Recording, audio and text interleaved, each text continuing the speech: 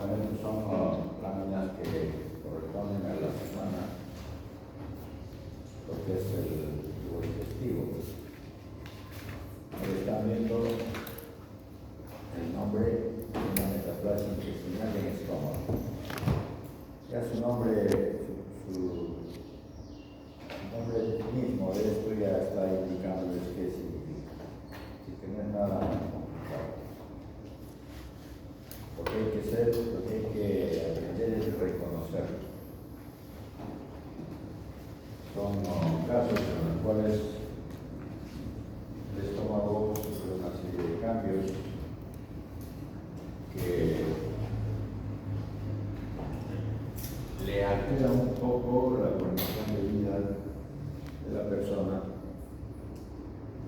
La mayoría es simplemente adaptación, pero algunos casos progresan a otro tipo de cambios.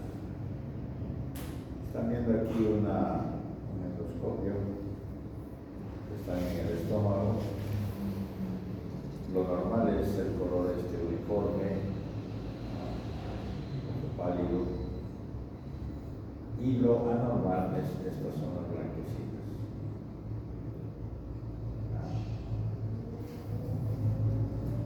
¿Qué significa? De que el gastroenterólogo está reconociendo que en estos sitios donde están estas áreas blanquecinas, pequeñas, medianas, que se van juntando,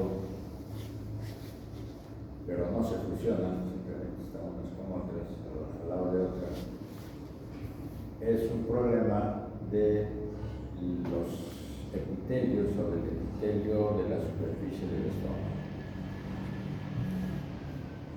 Por lo tanto, lo que quiere saber es no que sea una metaplasia, porque con esto ya viendo, aquí sabe que es una metaplasia. Lo que quiere saber es algo más de eso. Y el patólogo tiene que decir: este es un estómago que lo han sacado por alguna otra razón, han hecho una gastritomía parcial, más o menos un 70%, borde distal es este, el borde proximal es este. Se ha quedado un poco unido al esófago. Todo esto geográficamente es el fondo y el cuerpo.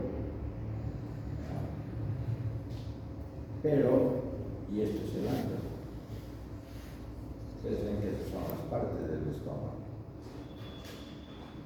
Pero eso no siempre ha sido así.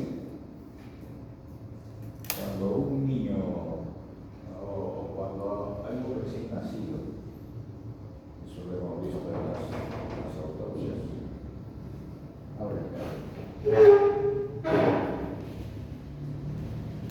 Una autopsia de un recién nacido, de un día.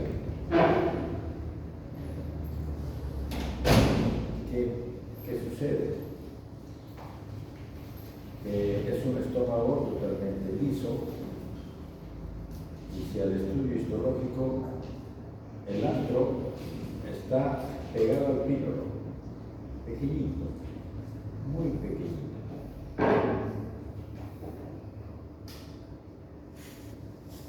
El cardia es igual, por aquí, muy pequeño, es un área muy pequeña.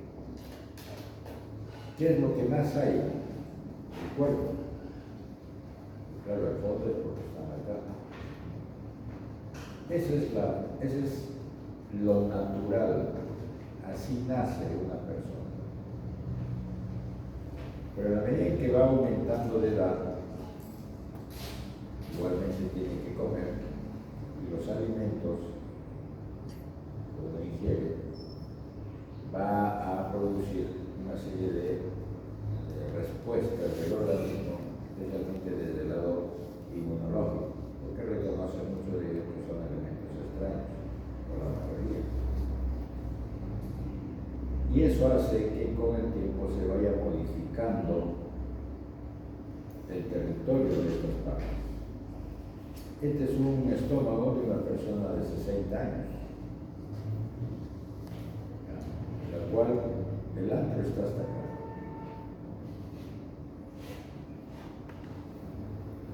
El cuerpo es este y el fondo es este de acá. Este antro corre por la curvatura menor y se comunica con las labios. Eso es lo normal.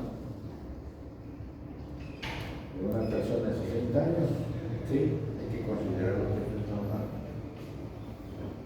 De una persona de 20 años, el antro va un poquito más grande, de 30 años más grande.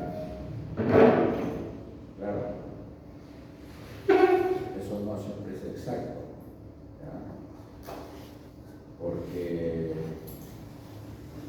una persona de 50 años, 60 años, que toda su vida ha cuidado su estómago, va a tener un antro pequeño. Siempre va a tener un antro más que los nacidos, eso sí, pero va a ser pequeño. Entonces eso quiere decir de que el antro se modifica, aumenta de tamaño, dependiendo de todas las lesiones que puede haber y las injurias que puede haber. Y se modifica el antro también. Por ejemplo, acá están viendo lo mismo que esto, pero en mayor cantidad. Estas áreas blanquecinas,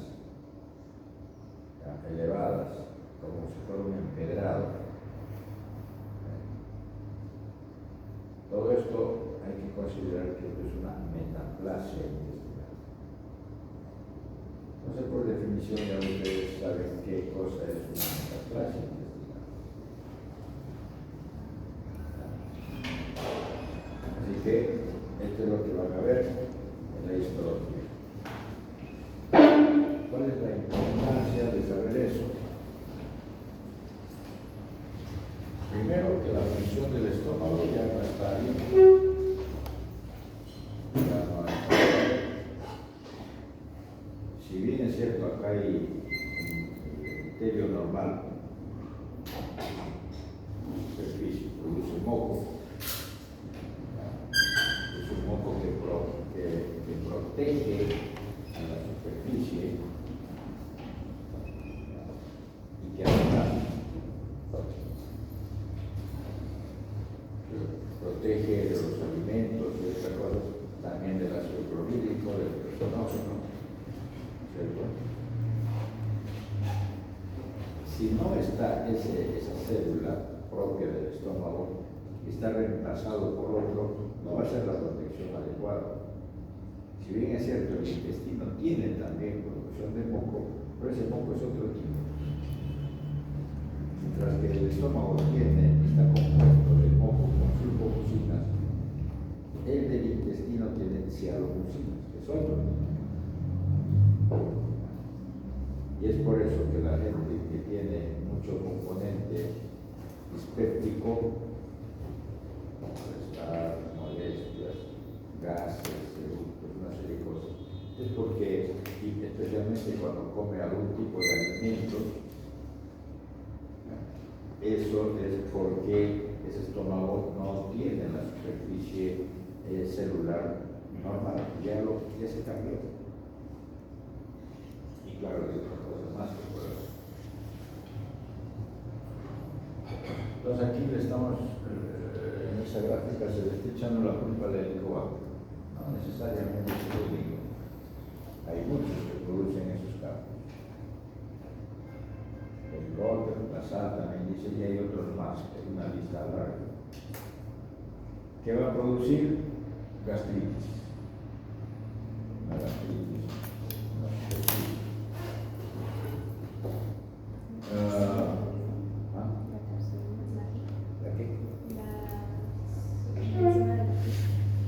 Claro, por la irritación.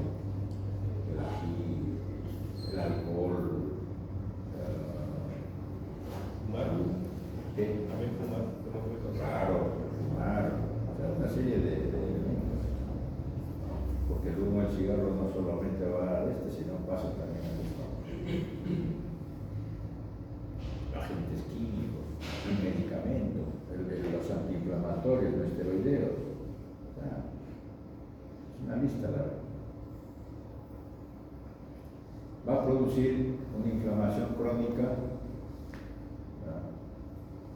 Eso significa de que va a traer células inflamatorias, que el principal para una forma crónica son los linfocitos. Y eso comienza desde el nacimiento, desde que el niño comienza a tomar leche, inclusive de la madre, si es que no está limpio, no está bien aseado, o sea, higiénico, o comienza a tomar leche de la vaca, ya identifica el organismo que eso es un elemento extraño. ¿Y qué hace? Llegan los linfocitos, especialmente los linfocitos T. ¿Para qué? Para el reconocimiento de sus elementos antigénicos. Eso, ese linfocito va a ir a la médula ósea o a los ganglios linfáticos, más que a la médula, a los ganglios linfáticos. Allí hace todo el proceso de identificación del elemento antigénico y regresa junto con los linfocitos al estómago. Eso es lo que se le llama el famoso linfocitos asociados a la glucosa, el tejido linfoide asociado a la glucosa, el famoso MAL. Entonces, con el tiempo,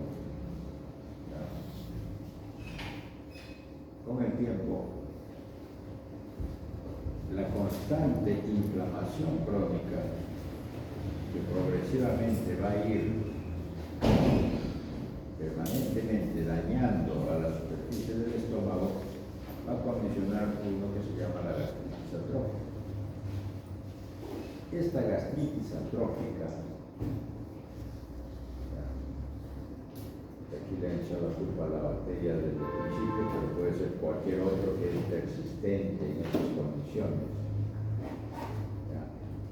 Va a producir también metaplasia intestinal. No es que primero sea la gastritis atrófica, no. Yo diría que es al revés. Primero es la metaplasia intestinal y después la gastritis atrófica. O puede ser igual, ¿no? O sea, eso es lo de menos. Ahora, aquí abajo le han puesto la displasia y después abajo el carcinoma. Esto sucede en determinados casos. Imagínense si todo esto fuera una secuencia obligatoria. Si es obligatoria, igual que darle. La mayoría tendría un problema de cáncer gástrico, pero no es así. Es un pequeño porcentaje, nada más. Aquí esto es una representación de los cambios. Esta es una forma normal y esta es una forma metaplasia. ¿Dónde comienza la metaplasia? En la base de la invaginación del epitelio superficial. Porque este es el sitio donde hay la regeneración normal de las células. Ustedes saben que las células superficiales constantemente están en fase regenerativa y esto está en constante proliferación. Pero es una proliferación controlada. La metaplasia intestinal ha cambiado, ha mutado, se ha transformado en una célula intestinal, pero sigue siendo controlada. Pero llega un momento en que eso se descontrola y comienza a proliferar, formando después, en otro momento, cáncer. Más o menos esa es la secuencia, cómo se debe de interpretar esto. Estas son unas imágenes en la cual ahí ven en la superficie del estómago, porque todo está ahí. Y acá está señalando la flecha, unas vacuolas de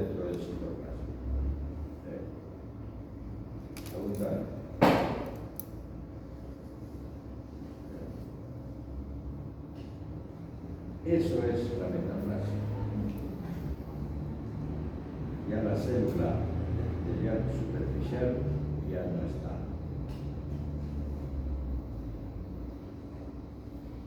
Y se reconoce por eso, porque ahí esas células que tienen esta vacuola, el tipo de moco, que es la célula dije, la célula que se forma en esa condición dentro del citoplasma, como se ve en el intestino.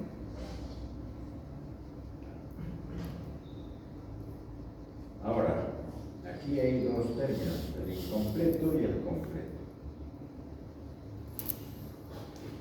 Entonces, más bien, la pregunta sería, el intestino delgado tiene un tipo de células y el intestino grueso tiene otro tipo. Entonces, cuando uno dice metaplasia intestinal, uno no dice cuál de ellos. Y ahí por eso le ponen completo e incompleto. Entonces, la pregunta sería, ¿a quién se le dice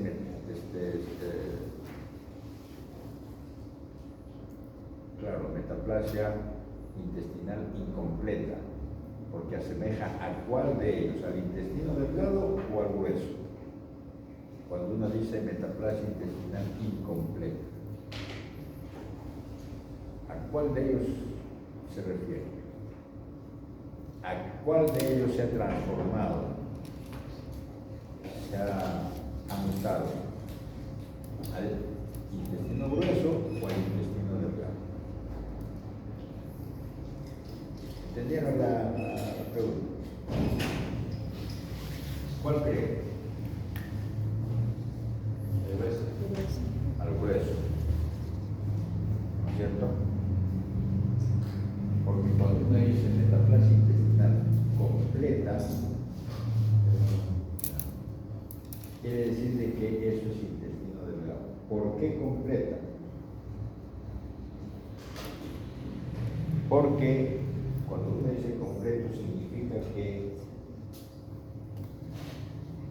tiene lo que tiene el intestino delgado, microvellosidades, que le sirve para el componente absortivo, ¿cierto? Y tiene otra célula que se le llama las células del pánico, las células rosadas,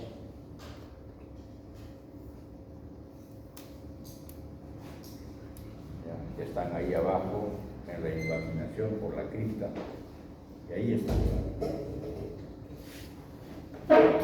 ¿Ya? A eso se les llama completa. E incompleta simplemente es como si fuera la del intestino grueso. Entonces, aquí nos ponen que es incompleto porque se ven las células estas caliciformes, que son los más representativos estos, que son más pequeños, pero es simple, la membrana citoplasmática no tiene nada, igual que acá. Pero en la completa, aquí es mucho más uniforme la superficie, igual que acá, porque aquí está una capa muy fina, más coloreado, que son la microvellosidad. A eso se le llama la completa.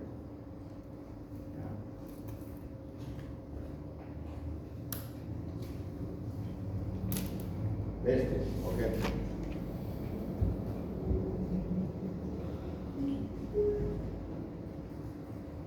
Es una biopsia de un estómago que tiene mucha inflamación. ¿Por qué digo mucha inflamación? ¿Qué de anormal se ve en esta mucosa? Eso.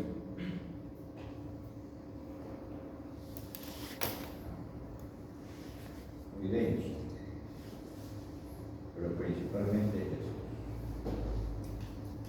¿Qué es acúmulo de linfocitos? Son nódulos linfoides ahí. Se han acumulado en la mucosa. Eso no es normal. ¿Qué significa eso? De que aquí ha habido constantemente proceso inflamatorio que inclusive los linfocitos ya se están organizando. Ya saben que la organización de un tejido linfoide es folículos linfoides. Pero antes del folículo linfoide son nódulos linfoides. Eso es lo principal que uno ve. Después está acá el epitelio. Y acá hay una anomalía que son dos formaciones quísticas. Eso lo vamos a ver.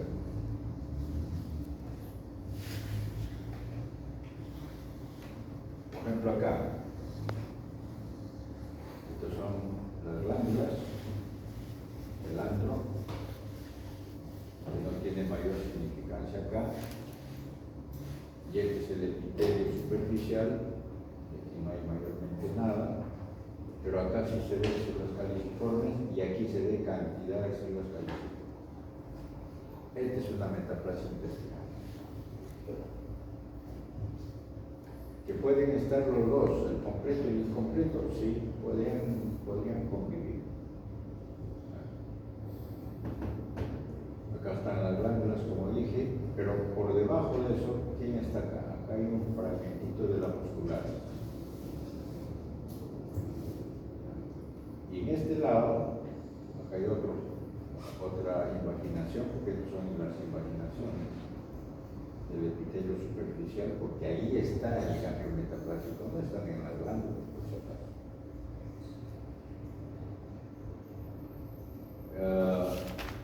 Aquí debería de haber glándulas. Estas glándulas deberían estar por acá también, pero no hay.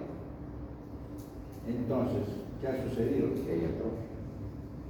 Junto con la metaplasia, aquí hay una imagen de atrofia desde la mucosa.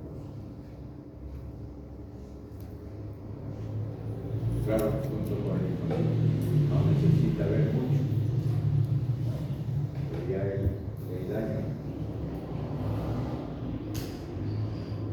Igual que acá, a veces es más sutil, estas células caliciformes, estas vacuolas, pero ya con esto a uno le dicen que esto es un epitelio metaplásico. Esto es normal.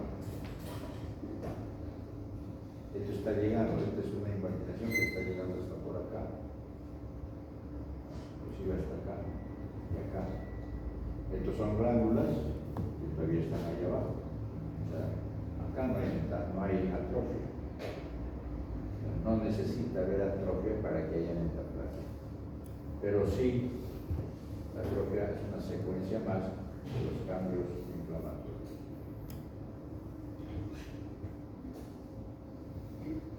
Aquí, este es el epitelio de la superficie, estas son las invaginaciones. Hay bastantes linfocitos por acá y este es el acúmulo linfoide que vimos antes, en panorámico, igual que acá.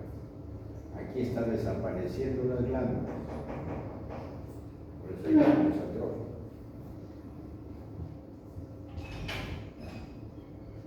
Esta es la muscular.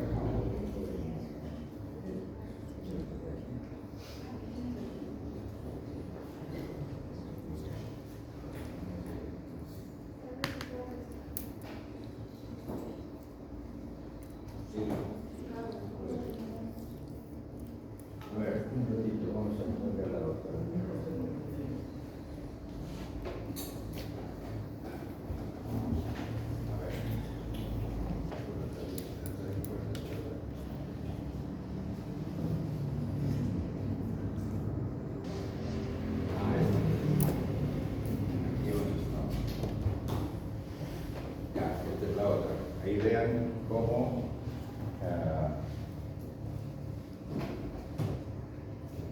se ve esa en panorámico, vimos esas zonas quísticas, que es simplemente la impaginación del epitelio superficial. Este es el epitelio superficial. Aquí es el que se hace los cambios de la metaplasia. Y aquí se ven, miren las células caliciformes.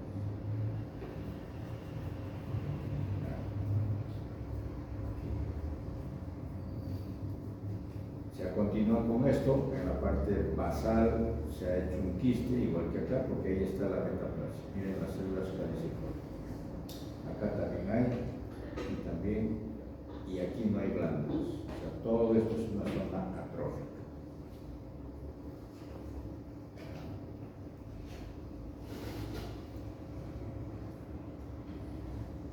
Más aumento para que vean cómo es estas células caliciformes.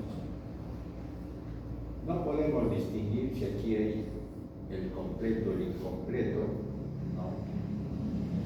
Parecería que fuera completo, pero no tenemos algo claro. En el completo también deberíamos de ver las células de Panner, que no siempre se ve. Esta es otra imagen donde miren la cantidad de células.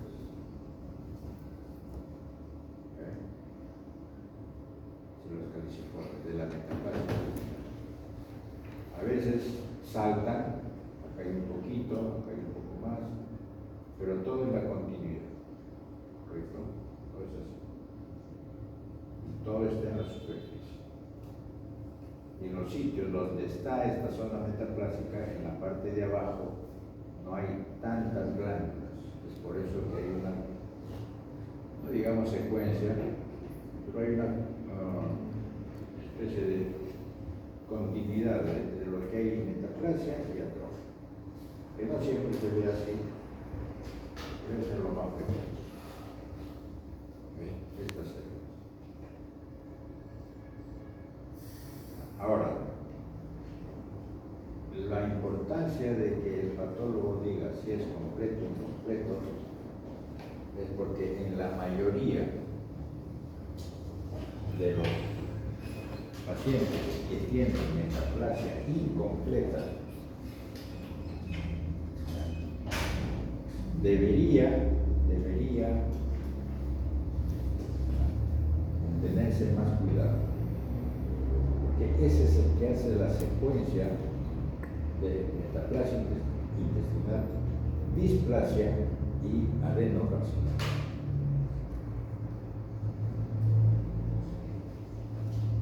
Entonces, cuando una persona va a hacerse su chequeo o va a hacerse por algún problema digestivo y el gastroenterólogo le hace una endoscopía y encuentra que hay metaplasia, he ahí la razón por la cual le tienen que hacer la biopsia,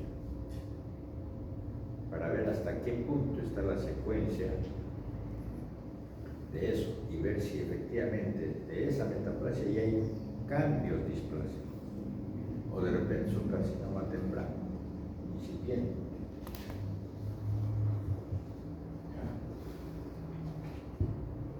Listo, el otro caso.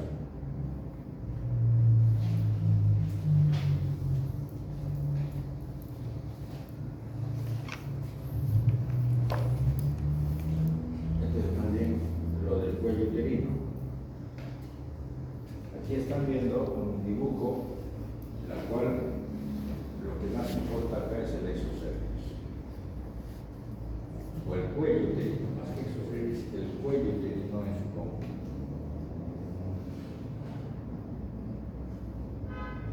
Y en esta parte, donde está dibujado en forma recta, es el exocervix, este es el canal, el orificio cervical externo, y esto es el canal endocervical. Y esto, como estrellas, son las glándulas del endocervix.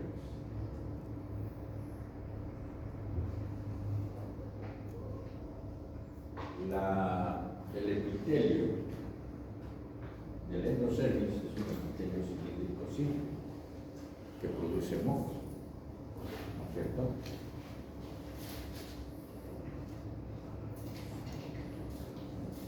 Hay una silla.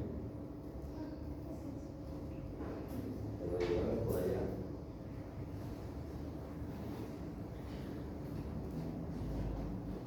cambio, la zona externa del exocervix es epitelio escamoso, eso ustedes saben. Entonces, justo en este punto, en el orificio, hay un choque de ambos tipos de epitelio. Uno que viene, que es el exocervical, y el otro que es el endocervical. De dos orígenes diferentes. Por eso es todo un problema de controversia. Aquí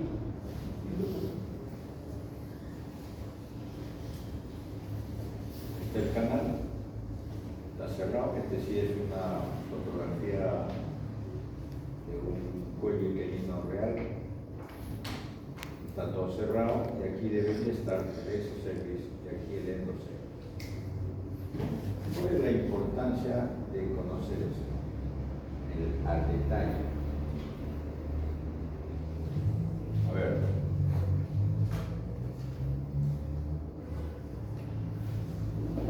Acá dice que al nacimiento el epitelio escamoso está bastante profundo y la unión con el endocervix está aquí más arriba del orificio cervical. Es por las cuestiones hormonales. Pero en las mujeres jóvenes es al revés. El epitelio endocervical sale del orificio y se va a hacer exocervix. Lo que los ginecólogos le llaman el estrógeno. Y por cuestiones de hormonas y de procesos inflamatorios, procesos irritativos, estas células endocervicales comienzan a volver a meterse al canal. Y al final, la persona joven, adulta, ya tiene justo en el orificio la unión del endocervix con el exocervix. Ese punto se le llama la unión escamo-columnar. O sea, todo está bien ahí. Pero la pregunta es, ¿y por qué se ha metido? ¿Cuestiones hormonales? No. Cuestiones irritativas e infecciosas. Hace que el exocervix proteja mejor que el endocervix. El exocervix, o sea, el epitelio escamoso, tiene mucho más capas, es como la piel. En cambio, el endocervix es una sola. Entonces, por protección, estas células endocervicales comienzan a ser reemplazadas por el epitelio escamoso. Esta zona que ya se transformó en epitelio escamoso, a eso se le llama la zona de transformación. ¿Y qué de importancia tiene esa célula, esa zona de transformación? Que puede ser unos milímetros, ¿verdad? Puede ser un poquito más, un poquito menos.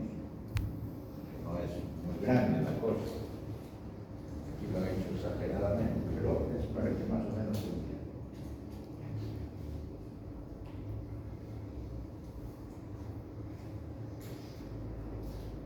Entonces, aquí hay un dibujo para que se entienda fácil, que se ha dividido en tres partes el epitelio escamoso. Vamos a hablar del exocervix, el epitelio escamoso. La zona más inferior de la parte basal, un poquito más, es la parte basal, la inferior, el tercio inferior. La capa media es la que está en la zona media. Y la parte más externa es la parte superficial. Tercio interno, tercio medio, tercio superior. Lo han dividido en tres partes. Todo didáctico, ¿no? Porque para que se entienda.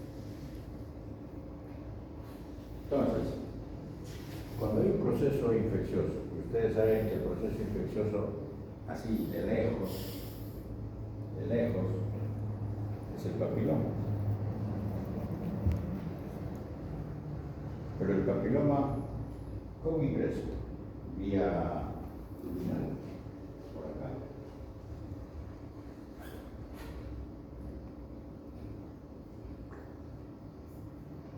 Y este virus, ¿qué hace? Se mete, pues. Y al meterse, deja huellas. Se va a ir hasta dónde? Hasta la parte basal. Claro, te dirán, depende después del virus, claro, porque ahora ustedes saben que el virus son de bajo grado y de alto grado, o de alto riesgo y bajo riesgo, es la misma cosa. Entonces llegan a la parte basal y se integran a los genes que hacen el ciclo celular y la proliferación.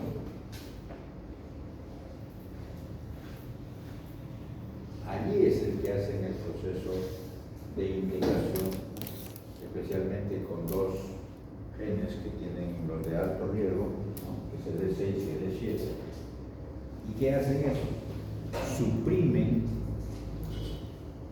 al P53 y al RB, que son los genes precursores.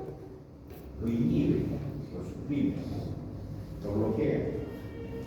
¿Y qué hace? Comienza a haber una proliferación de las células ya no controladas. Eso es. Entonces, cuando en un estudio citológico o acá histológico se ve que solamente está comprometiendo la parte inferior, esa proliferación de células, uno dice, es una displasia leve. El término displasia ya está un poco desfasado, antes era peor.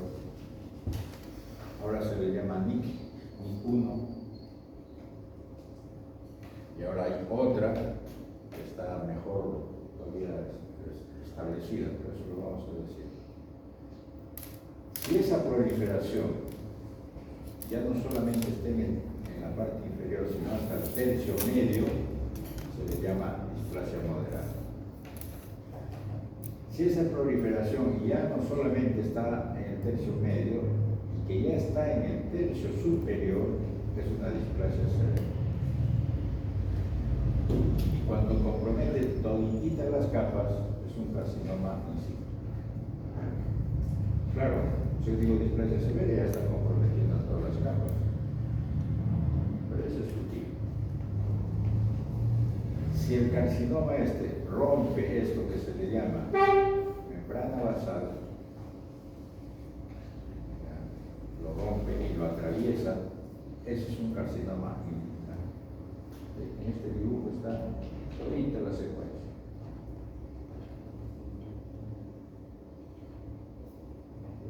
Bueno, esta es la histología de un exocélex normal. El NIC1, o sea, displasia leve, está aquí.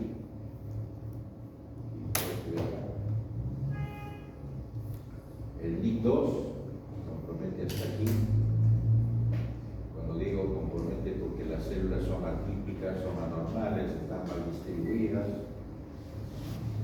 Y el NIC3 prácticamente todas las capas. De lo que era capa basal, capa media, capa superficial, todas las capas. Entonces ahora hay una nueva clasificación que se ha simplificado.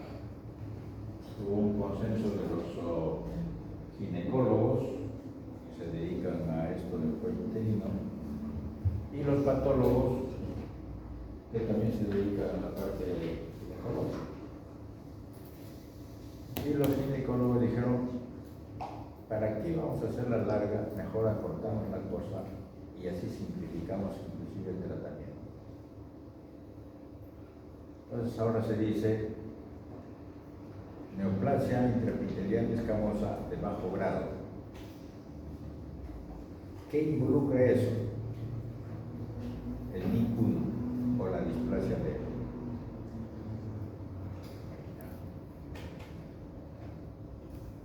Con eso, el ginecólogo ya sabe qué hacer, ya no se hace de patos, ya lo hace más sencillo, está más esquematizado la cosa.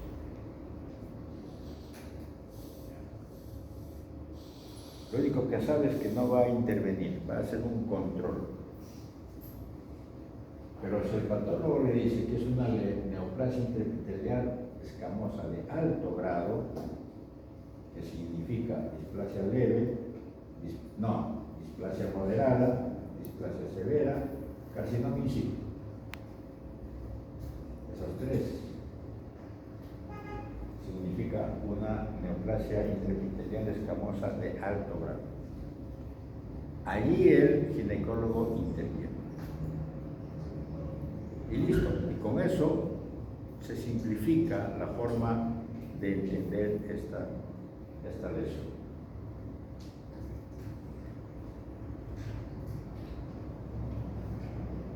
Entonces, por ejemplo, en esta imagen, aparentemente es normal, aparentemente un cuello grande de una mujer joven, tendrá pues 25 años, 20 años, el grueso, y esta es la capa basal.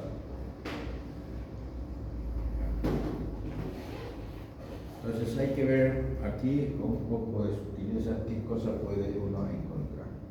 Estos espacios, estas células que están aquí,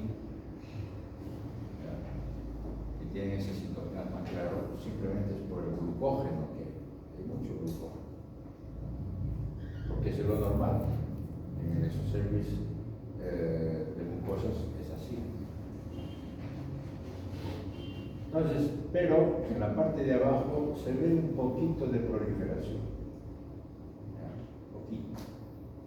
3, 4 capas, con algunas células medias atípicas y ahí va. Entonces ahí puede uno estar en duda si es una displasia, y si fuera una displasia sería una displasia leve, o sea, un NIC1, no hay más, porque el resto está normal. ¿Ya? Este es diferente. Aquí abajo, que es la parte basal, en este sí, acá no tanto, pero acá sí se nota que hay un poco más de proliferación. Abajo, en esta papila, o aquí, un poquito más. Pero ¿qué nos hace sospechar de que esto es más por el virus, por la infección? Estas células que están aquí, que no son como el que hemos visto del glucógeno, no. Aquí le han puesto en una ventana más de mayor aumento estas células. Son de núcleo irregular, sí, algunos tienen núcleo y todos tienen algo, algunos más grandes, otros más pequeños, pero tienen un algo. A esas células se les llama coilocitos.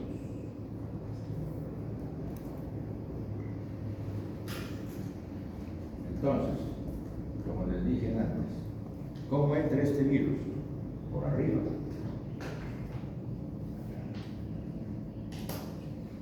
¿Qué resulta? Que este virus se mete por aquí y va a penetrar. Pero en el camino se meten a las células que están en el camino, a estas células superficiales o a estas células intermedias. También se meten ahí. Pero como que esas células superficiales intermedias ya no están en fase proliferativa, no, ya no. Ya no, simplemente están ahí porque es su capa de protección y después va a llegar a la superficial y va a desprenderse y salir. Pero como ya se metieron producen estos cambios que se le llaman los cambios sintomáticos, estos coilocitos. Entonces, estos coilocitos, estas células, es una manifestación de la presencia del virus. ¿Está claro? Miren acá, es un montón. Es muy diferente a la que vimos al principio de gran conclusión. Estos son núcleos más grandes, más hipercromáticos y más centrales, está más al medio de la célula. Es un montón. Y esta es la capa basal. No se asusten. Aquí la capa basal está irregular. ¿Por qué digo irregular? Porque no se ve la línea de esas células uniformes, todos columnares, no se ve. Está desarmado, desarticulado, con una proliferación bastante alterada, pero está solamente acá. Esto no, esto es una huella que nos está demostrando que acá está el virus. Es una displasia leve, o neoplasia intraepitelial escamosa de bajo grado, o NIC1. ¿Correcto? En la clasificación que se usa de estas neoplasias intraepiteliales escamosas de bajo grado, también está incluido si uno encuentra coilocitos.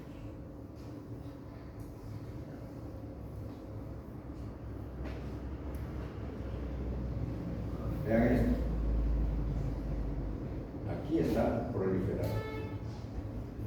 Miren lo irregular de la capa basal, inclusive acá hay mitosis, está un poquito subiendo, hay células que ya están con una o tres capas encima, que están atípicas, y acá hay coilocitos. Pero está acá todavía la proliferación, displasia leve. ¿Ya? Otro, miren acá. Solamente está abajo, porque acá arriba hay coilocitos.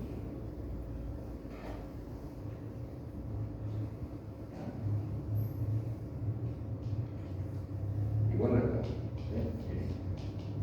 todo abajo. Y aquí, aquí estos dos, bueno, estos tres que se han subido ya más de lo normal, pero tienen el halo. Son coilocitos. Acá, miren, es la capa basal, que quiere subir un poco. Esto no es que esté subiendo, sino es la subida de la mucosa del estroma, que está juntamente con el epitelio, así como acá. Pero este es el mejor, o acá. Porque todo lo de arriba, todo lo de acá es coilocitos. Y la capa basal está acá. Y ahí está la proliferación. ¿Correcto? Displasia leve, ninguno, o neoplasia intraepitelial escamosa de bajo grado. Ahí está, ¿ves? Más claro. Proliferación acá, con cantidad de coilocitos. ¿Ya? Bueno, y ahora este otro. Este es más fácil, ya ustedes han entendido el anterior y ya saben qué significa esto. Así que lo hacemos más rápido. Bueno, la misma secuencia del dibujo y aquí vamos a ver esto. Supone que vamos a ver esto.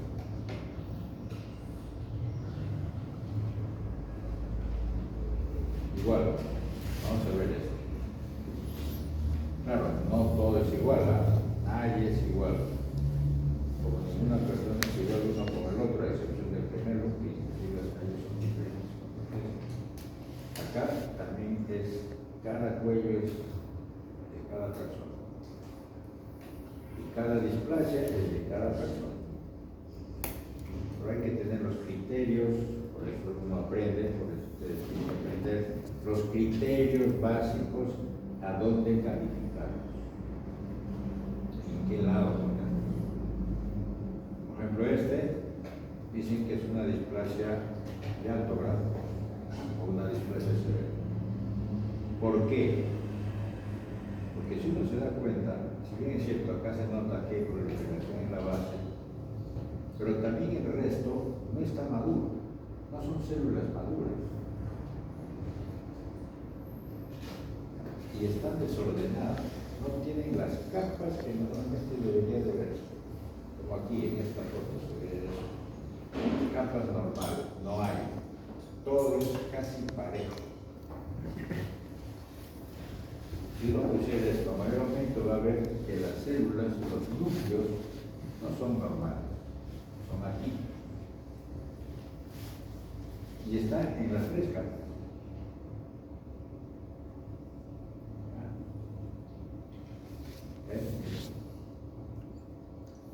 Acá es bastante grande este de acá. Este está alargado, horizontal, este está oblicuo y así. Una serie de cambios que se ven en todo esta zona. Y otra cosa interesante, no hay coilocitos. O si hay en estos casos, se ve muy poco. O sea, en la medida que va aumentando de grado o de agresividad o de displasia, los coilocitos van desapareciendo porque ya no es la huella que se ve, que ya no están, se fueron. Ya.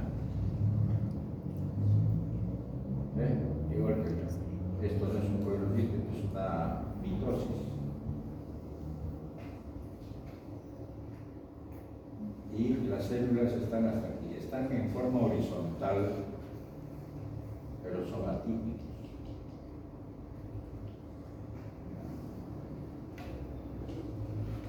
Por ejemplo, esta es la superficie. Y miren, todo es parejo. Esto de aquí fue una glándula endocervical. Solamente ha quedado el esqueleto de la glándula, porque las células estas que están proliferando se han metido a la glándula, lo han sacado a las células glandulares y se han quedado ahí. Eso se llama una displasia severa con extensión glandular. Se ha extendido la glándula, pero no es un infiltrante. No es infiltrante, no es un carcinoma infiltrante, porque la membrana basal está bastante líquida, no ha roto, no ha atravesado la membrana basal. Otro, membrana basal completa, pero todas las células acá, y acá hay un poquito de coilocito, aquí, pero aquí no. El que manda ya es este, porque no todo es parejo. Uno puede encontrar un sitio donde hay una displasia severa y unos micras más a la derecha o a la izquierda puede haber una displasia moderada o una displasia leve, por si acaso.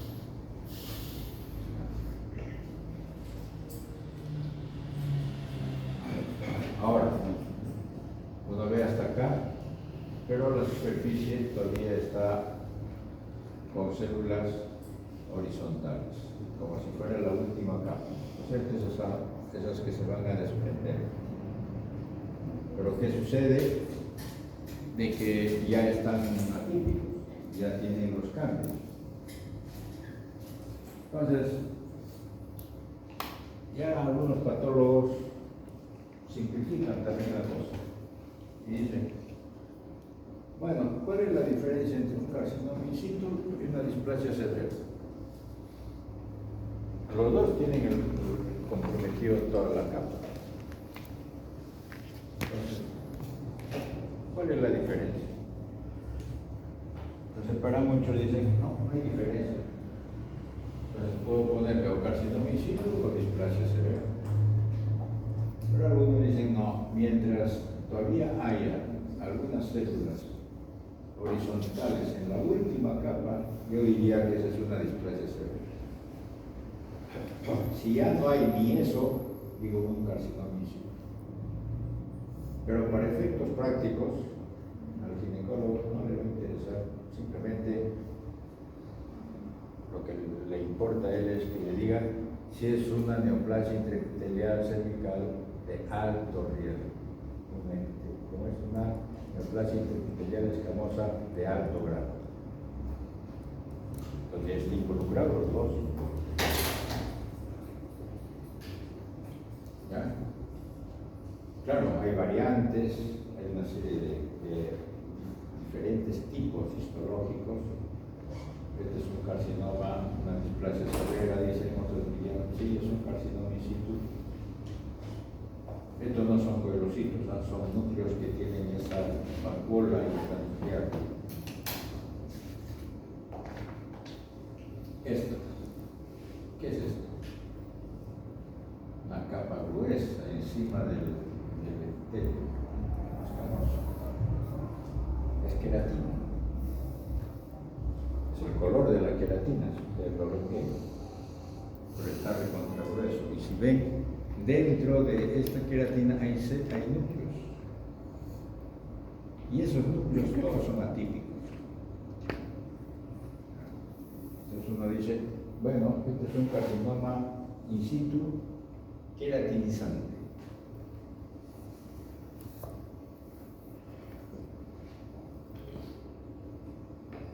Aquí, otro, todas las capas son protegidas, pero todavía quedan algunos coilocitos por ahí que se resisten a desaparecer. Pero hay otra zona donde ya no hay, y ese es el que más. Acá. Todo está como productivo, a excepción de la última capa donde todavía hay células horizontales. Hay mitosis. Pues algunos patólogos dicen, sí, puede que haya todo esto horizontal, podríamos llamarlo displasia severa, pero prefiero llamarlo carcinoma in situ porque hay mucha mitosis. Es otra forma de verlo también. Igual, todas las capas. Aquí están más separadas las células, pero las células o los núcleos están atípicos, todos atípicos. Listo, terminamos con esto. Ahora entramos a este otro que ya debe ser una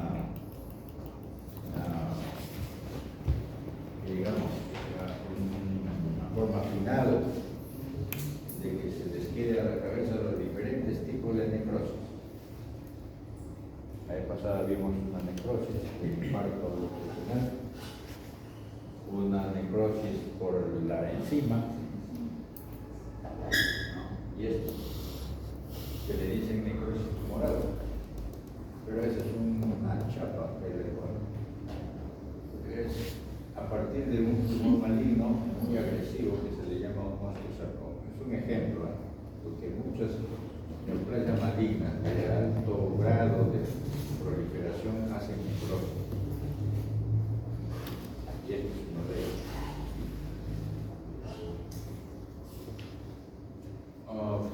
Bueno, acá para una orientación de lo que son las neoplasias, ya ustedes están aprendiendo eso. Esto de aquí es un tumor benigno. ¿Y cómo se caracteriza? Porque está bien delimitado, bien encapsulado. Es un tumor que está debajo de la piel, o sea, está en la dermis o subcutánea.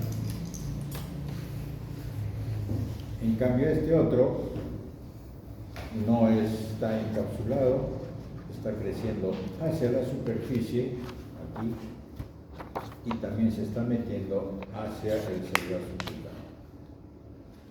Y no solo eso, sino se ha metido acá a un linfático y también se está metiendo a una vena. Ese es el comportamiento de una neoplasia maligna. Claro, hay varios criterios para eso. Sí. Lo que pasa es que la neoplasia maligna tiene varias características. Una de ellas, por ejemplo, es la angiogénesis. De algún modo, las células tumorales comienzan a producir unos mediadores que activan a los fibroblastos y los transforman en células endoteliales y comienzan a formar vasos. Esa es la angiogénesis. Y es una característica de las células tumorales malignas.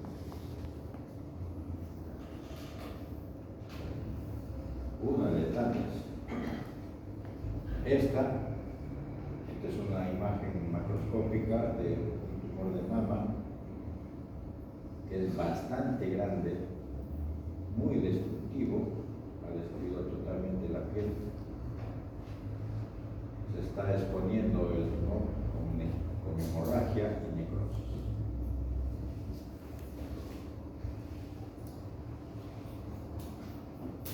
Esto, por ejemplo, ahí hay dos zonas que tienen que reconocer. Por ejemplo, esto, aquí se nota, ¿no es cierto? Una zona más clara, hay otro poquito, que es lo que ha quedado, es lo residual, el resto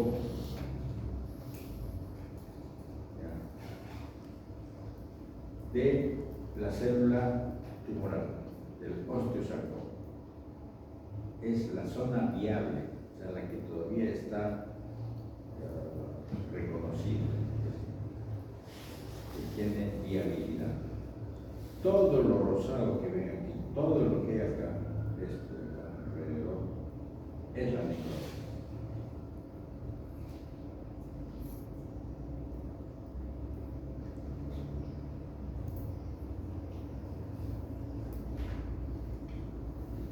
Ahí está.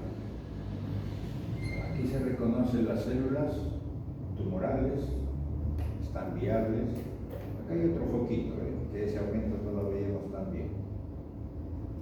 Pero todo el resto ya no, todo esto ya no. Pero ¿cuál es la característica de esto? Es una masa pálida, amorfa, con estas zonas oscuras que parecen hemorragia. Pero si ustedes ven en el fondo, más allá de lo evidente, ¿cierto? ¿Se acuerdan del dibujo de mi nombre? No, ya lo conocen ese. Es antiguo, creo. Claro. Más allá de lo evidente. Y ahí está. Si ustedes ven, hay unas pequeñas sombras de puntos ahí más oscuritos. Son los núcleos de las células que se necrosan. O sea, son las células fantasma. Entonces, ¿qué tipo de necrosis es esta?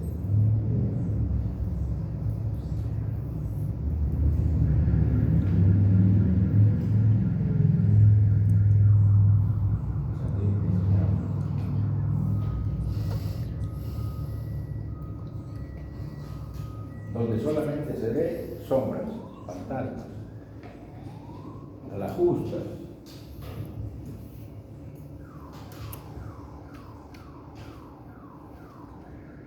La mayoría de las necrosis tumorales son este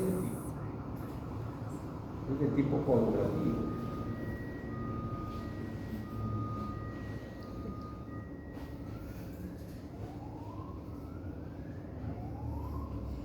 ¿Se acordaron? ¿Y es por qué? Porque como el tumor tiene alta proliferación celular, crece o prolifera muy rápidamente, entonces, ¿qué le falta? Oxígeno, nutrientes, y se muere. Todo esto se ve, por ejemplo, en las zonas centrales del tumor. Fuera bueno que si así fuera una neoplasia maligna y si se murieran solas, a buena hora, ¿no? Pero lo malo está en que esto es en las zonas centrales, donde hay menor cantidad de proliferación vascular, endotelial o capilar. Pero en la periferia sigue creciendo, y creciendo, y creciendo, y va invadiendo, destruyendo, metiéndose, y haciendo tumores y todas esas cosas. Esta es la zona viable, esta es una zona intermedia, está hialinizado, todavía se reconoce algo, pero aquí ya está mucho más destrozado, destruido, y solamente se ven los núcleos, ya no hay citoplasma. Y los núcleos son casi todos iguales, todos oscuros.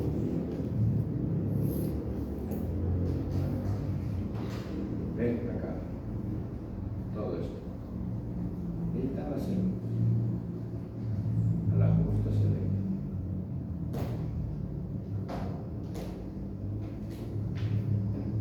Esta es una zona así, todavía viable, reconocible, como este de acá. Esa es una necrosis tumoral. O también llamarlo necrosis coagulativa. Otro, ya para que se les quede. Solamente se ve ahí de ese color más oscuro, pero no más. Ya no hay más características de eso para reconocer. Igual son las hialinas, y donde se ven los núcleos ahí atrapados. Ahí están.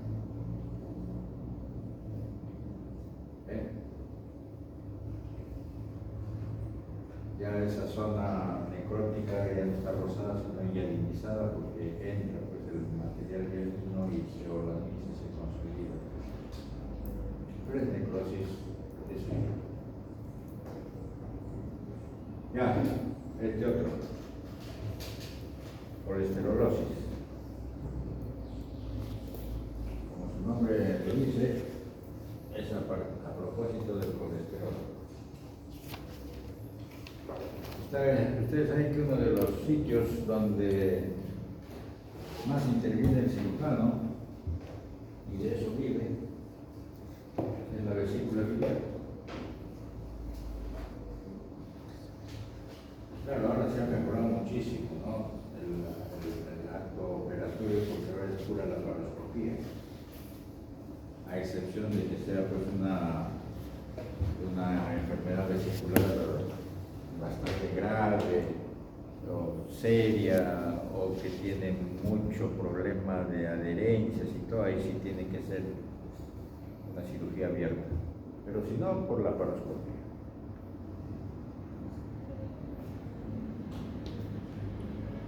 Aquí en este dibujo, ahí está la vesícula con estos puntos amarillos,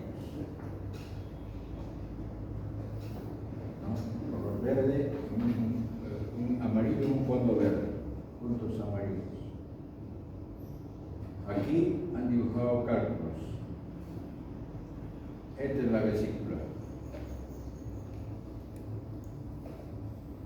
que acá han puesto una fresa. Será por los puntitos estos blanquecinos que quieren imitar a este, que no tiene nada que ver. Este está mal puesto. Factor de riesgo, ¿quién es? Los que tienen hipercolesterolemia, claro. Hay personas, por si acaso, que cuando ustedes ven a una persona y tiene por debajo del párpado, ¿no?, unos puntos amarillos, o unas plaquitas amarillas, ese tiene colesterol alto, más que seguro, y debe tener colesterolosis. Le piden a usted que se le haga el colesterol en sangre y van a ver cómo va a estar.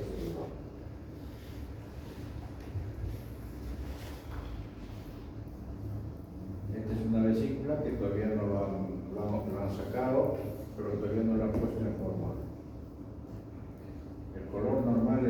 o menos así, pero aquí abajo ven muchos como si fueran estrías, ¿ven?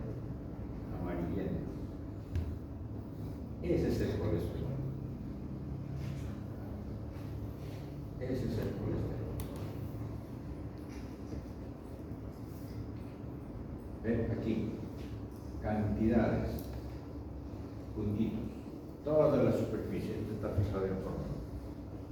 Este es el fondo, este es el cuerpo, este es el cuello de la vesícula, hasta el cisto. Acá hay dos más grandes, que son de color amarillo. Entonces, ¿en qué parte de la vesícula histológicamente digo puede estar? Porque acá ven que está en toda la vesícula, puede estar un pedacito aquí, o sea, uno encuentra de todo en una vesícula biliar. Puede ver colesterol poquito, puede ser como esto, uno. ¿Es la superficie externa de la vesícula? Está, pero la superficie externa está cubierto por epitelio. La vesícula biliar tiene un epitelio. Acuérdense, todas las superficies de las cavidades en el cuerpo están cubiertas por un epitelio. A ver, miren acá, este es otro, cantidades.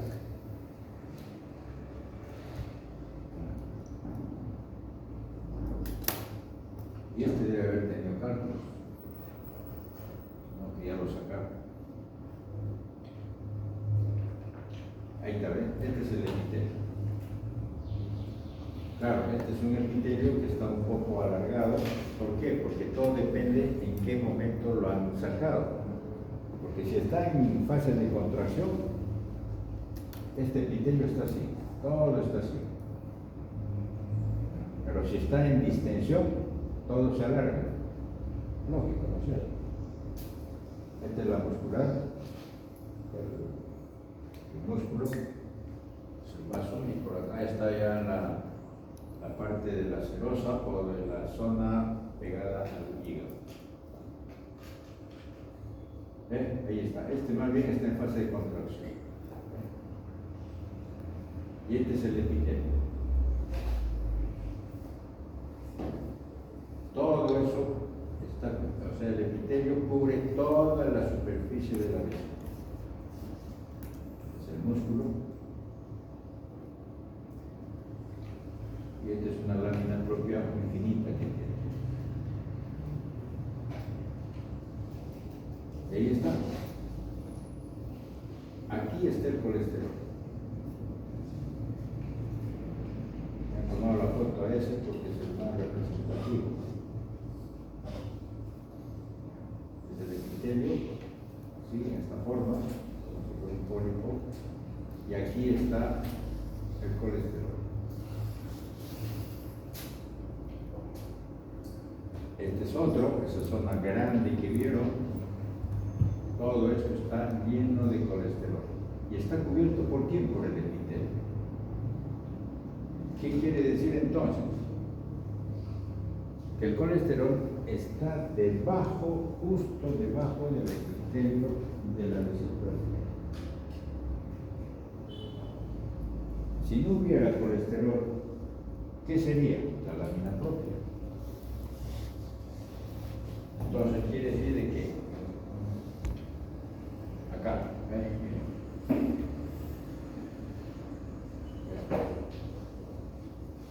Esta es la lámina propia. Pero ¿qué ha sucedido? Que aquí está el colesterol, pero el colesterol está suelto, está ahí desparramado, como que si se hubiera venido el obrero de construcción y ha soltado ahí el cemento en el suelo. No, está dentro de los macrófagos. Estos son macrófagos.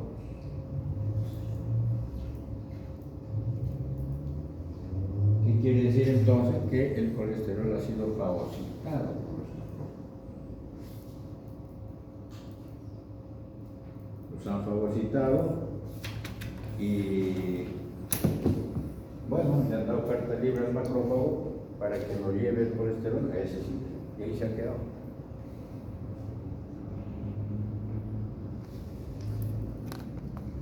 Pudo haber llevado a cualquier sitio, ¿no? Pero lo han puesto ahí. ¿Sí? Miren, aquí está.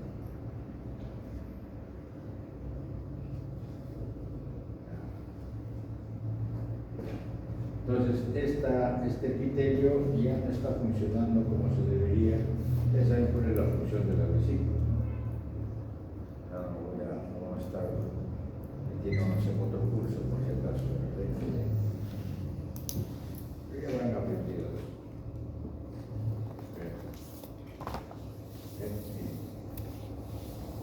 Aquí está.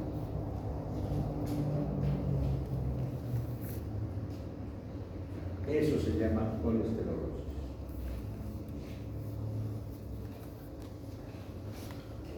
¿Ves? Está depositado en la lámina propia por debajo del epitelio vesicular los macrófagos cargados o llenos de colesterol en su citoplasma.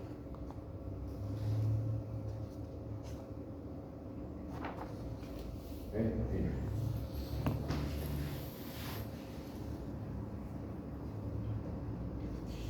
Listo.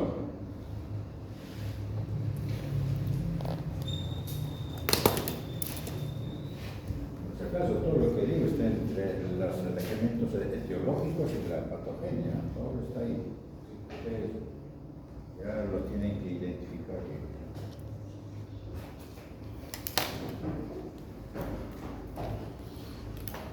Esto, bueno, es de una autopsia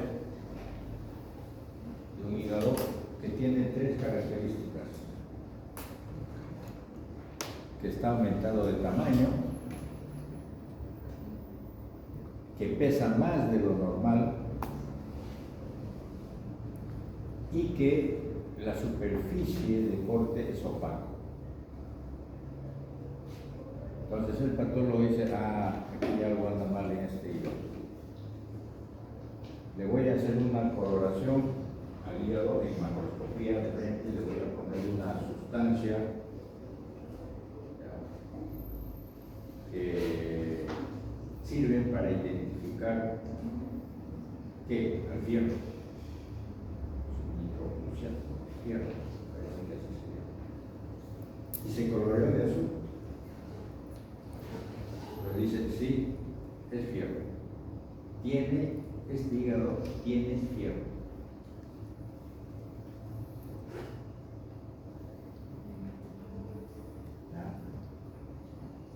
Y tiene fierro porque en el transcurso de la vida de esta persona, este hígado ha ido poco a poco depositando el fierro dentro de este órgano.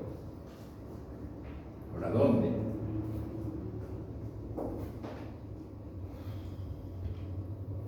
Entonces, hay dos causas.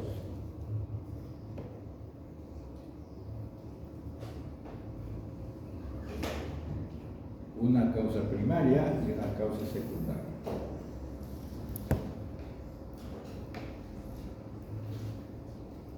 O sea, algo así como de biología, ¿no? La primaria se le llama hemocromatosis hereditaria, porque es un trastorno genético, autosómico recesivo, porque hay una mutación en el gen.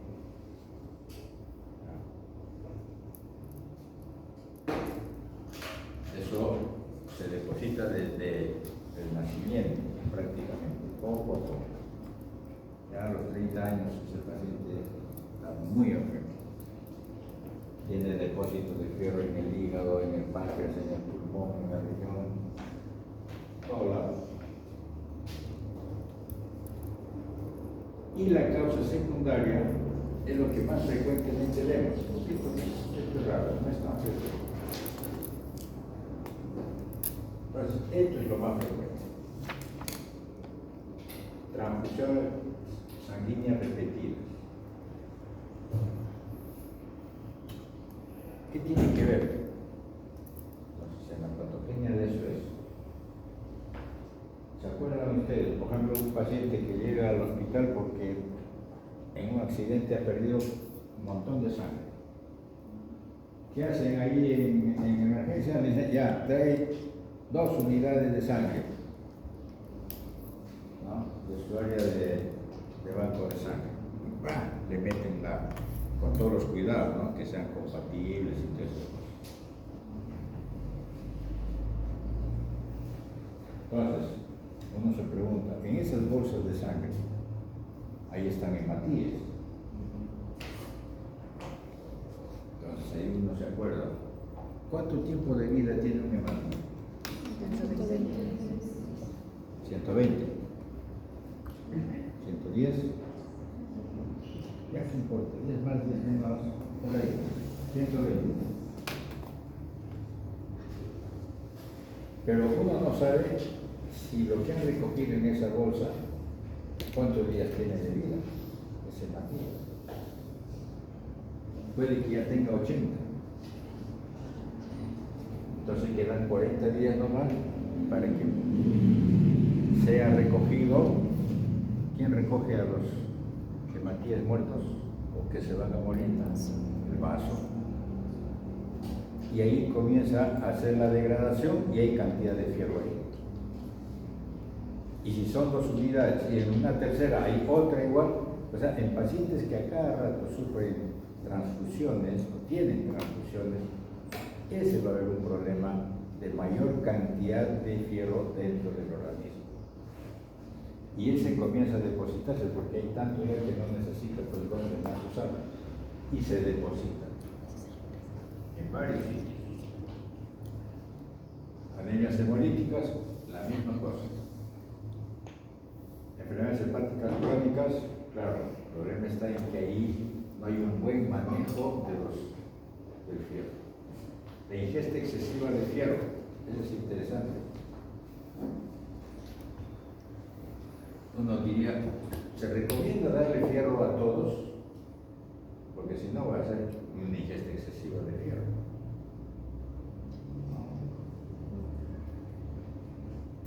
Mielodisplasias y otras enfermedades hematológicas, claro, porque siempre eso va a producir gran cantidad de destrucción de hematíes, por lo tanto seguimos con lo mismo de acá. Bien, esta es una cosa interesante. Este es el intestino y estos son los enterocitos. Esto es patogenia, ¿no? Cuando uno ingiere fierro, en todo el camino que desde el estómago hasta el intestino comienza a alterarse un poco el fierro y llega a óxido férrico. Este óxido férrico quiere entrar al enterocito, pero no le permiten. ¿Por qué? Porque tiene 3 electrones que no debería de ser. Tiene que eliminar uno para convertirse en óxido ferroso. Este es el que va a ingresar. Acá entra en este centro de transporte, en este pasaje, le dejan entrar. Y este es otro del enterocito que es por donde sale, como óxido ferroso, pero acá hay una molécula que lo transforma en óxido férrico. Y el óxido férrico es el que se une a la transferrina. Si no, no puede unirse. Y ese es el que se va a ir a depositar a la médula ósea y se va a diferentes sitios.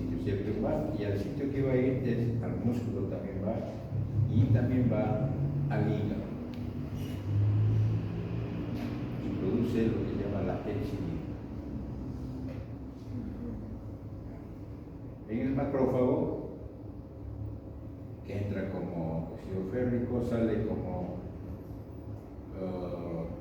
óxido ferroso, se transforma en óxido férrico. O sea, es una cosa interna que es bien interesante. ¿Para qué? Para que se movilice bien el fierro en los diferentes sitios con estas moléculas y sea depositado en los sitios adecuados. Porque si no es óxido férrico acá, no va a entrar al hígado. Entonces, la transferrina es el que profundiza y lo mete al hepatocito. Y ahí está, ahí se queda. El problema está en que la gran cantidad de óxido férrico que no va a ser movilizado se quede en el hígado. ¿Por qué? Porque esta señal de lepsilina le va a decir, cuando hay un exceso de fierro, va a dar una señal acá al enterocito para decir, no, ya no quiero recibir más. Es interesante porque el exceso de fierro que uno ingiere es eliminado si es que el enterocito está normal. Pero si ya comienza a tener fallas, pues va a dejar pasar.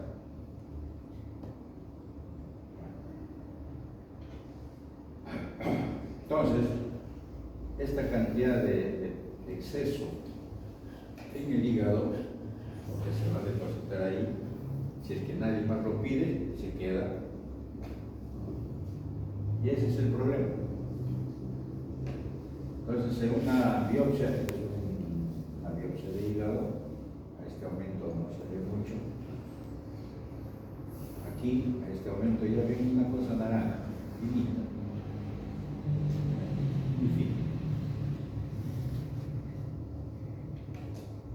Este es con correlación de pulso, una sustancia de histoquímica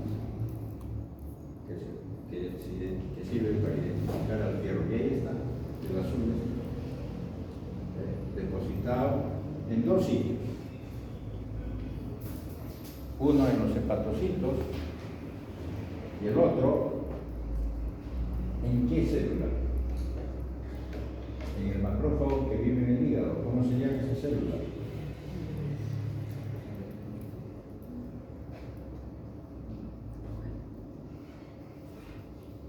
Me parece que no hubieran estudiado esto.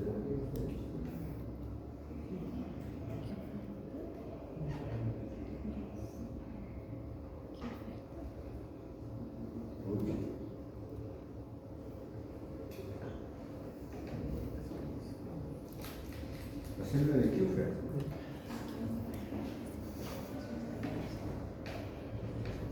Que lo tenías ahí, ¿no? Pero...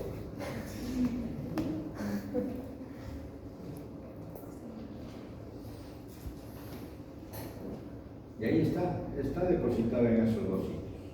Por eso se ve en forma de cordón, porque el hepatocito está ahí y la célula de Kupfer también está pegada ahí. Este sin coloración de ese tipo de histoquímica, simplemente es el H y aquí es el naranja.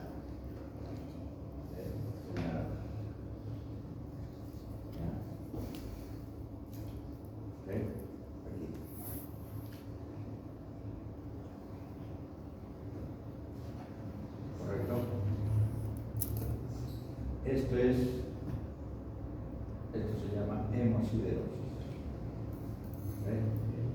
Gránulos intracitoplasmáticos.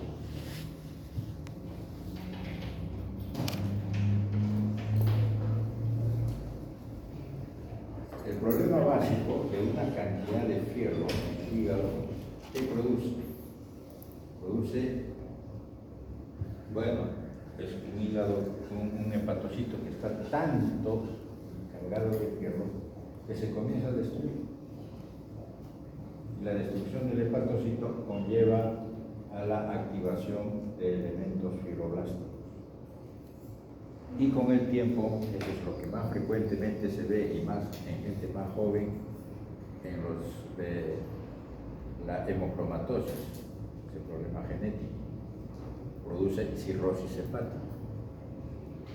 En los de acumulación de fierro por causa secundaria, no es tanto, no se ve tanto, pero cuando es muy crónico, se ve también.